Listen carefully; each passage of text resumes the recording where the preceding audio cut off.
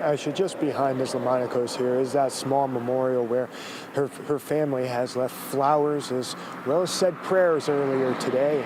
Still much remains onto this investigation and what happened to Lizzbeth, but now her family just wants justice. Same thing. She was a good person. Didn't deserve this. Didn't deserve to die this way. Didn't deserve to be killed.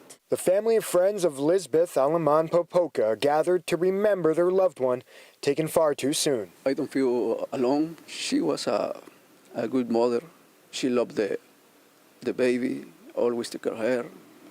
She was sweet. Lizzbeth leaves behind a 7-year-old daughter. The young girl has been staying with her family.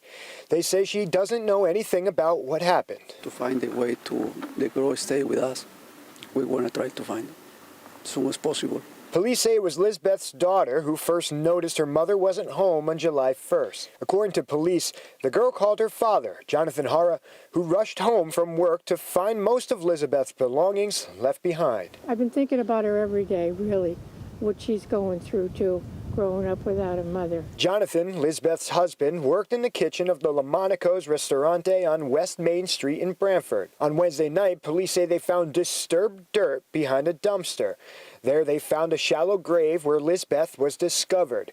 They have not determined a cause of death. The restaurant was closed the week of Lizzbeth's disappearance as they prepped for the reopening. Owner Vincenzo LoMonaco says Hara had a second job with a package shipping company and hadn't shown up to work since they reopened on the 8th. He knows the way I want to find to my daughter. It's not the way.